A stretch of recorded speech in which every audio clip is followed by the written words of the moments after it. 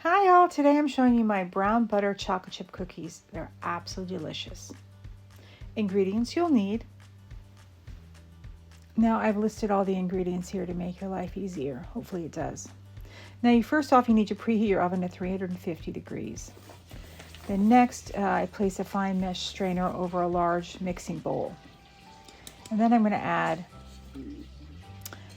2 cups of fork fluffed all-purpose flour into the strainer.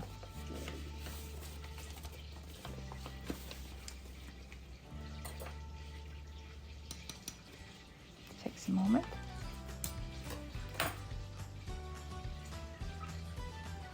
And then I'm going to add 1 teaspoon of kosher salt.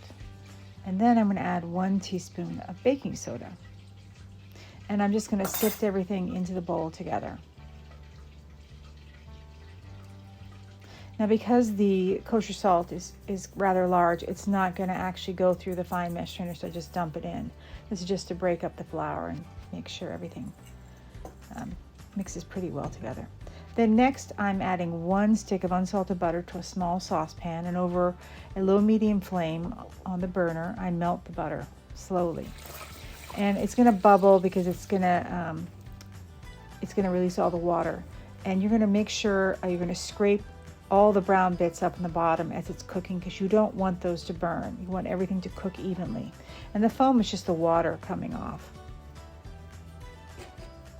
And then I pour the brown butter into a bowl to cool. It's a beautiful brown butter actually. And then next to a mixing bowl I'm adding 1 stick of softened butter, which is unsalted. And with the mixer on low, I'm adding the cool brown butter to the other butter. And it's just mixing together. I want to get every last bit of those little brown bits. That's flavor right there. And then I'm adding the brown sugar. That's 3/4 cup. And then next I'm going to add 3/4 cup of the granulated sugar.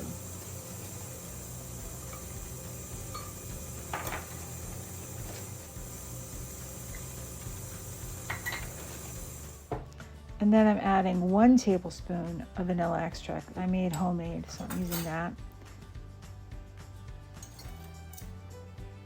And now I'm adding 2 tablespoons of whole milk. And then I'm going to turn the mixer back on.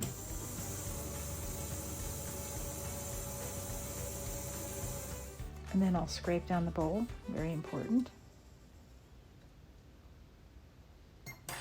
And then turn it back on.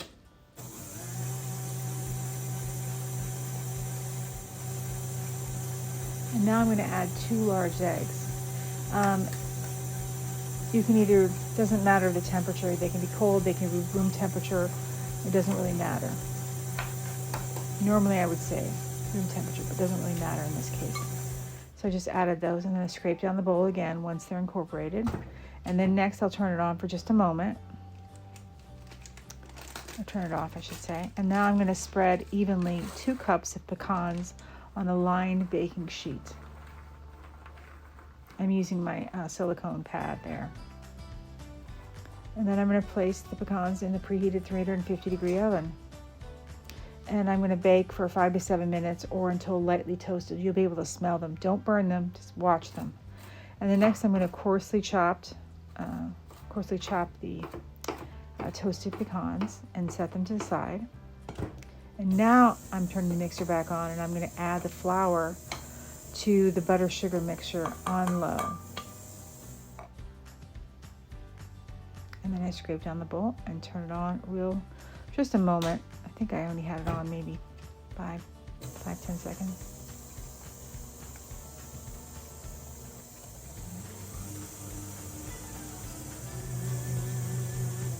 And that's it.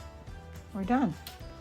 So now we're going to fold the batter to make sure everything's incorporated at the very bottom. You just want to make sure there's no flour pockets down there.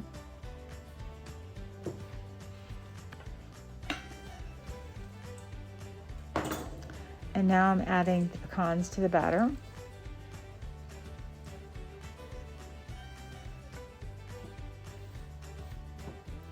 And And then next I'm adding 10 ounces of chocolate chips to the batter. You can use whatever kind of chocolate you want. Doesn't really matter. And we're going to fold the chocolate chips and the pecans in. And once I have it all folded and incorporated it in, I put it actually in a storage container. And this batter needs to cool for 24 hours.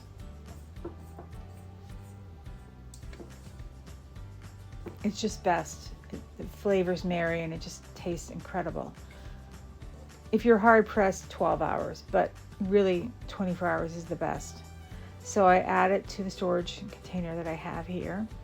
And then I'm just going to put it in the refrigerator for 24 hours. And after 24 hours, I bring it out and then I'm going to bake them off. This will make, because I'm using a 3-inch, you'll see. Next day, preheat your oven to 350 degrees.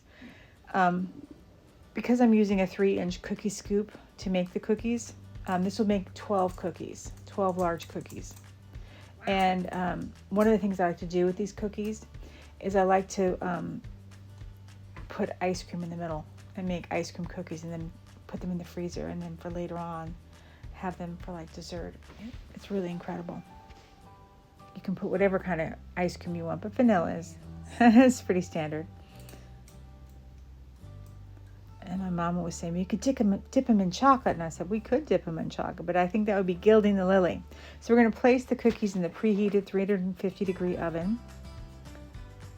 And they're going to bake between 12 to 15 minutes or until lightly golden brown. And that's what they look like. We're going to remove the cookies and put them on a wire rack to cool.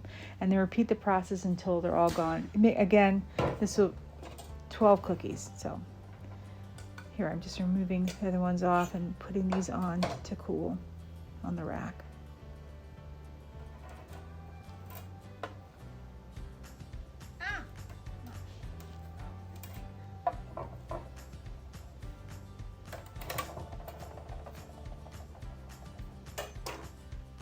And lastly, I sprinkle a little Maldon salt on top and then I serve. They're absolutely delicious. They're crispy and chewy at the same time. To help our channel grow, please like, subscribe, and comment. If you're enjoying our content, gosh, I really hope that you are. Please consider becoming a subscriber. It doesn't cost you anything, but it does help us out tremendously. Also, if you can watch the video from beginning to end, this also helps out.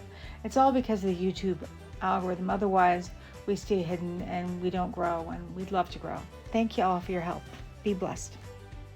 We post new videos 3 times a week on Tuesdays and Thursdays at 5 p.m. Eastern Standard Time and on Sundays at 11 a.m. Eastern Standard Time. If you're not already a subscriber, please consider becoming one. Also, don't forget to hit the notification bell so you never miss one of our videos. All right, we'll see you all real soon. We wanted to profoundly thank everyone for watching. We're so very grateful to all of our new and old subscribers for supporting us and helping us grow. So thank you, everyone. You don't know what it means to us. Also, just as my cousin Helen always says, be kind to somebody. You never know what anybody's going through. All right, be blessed.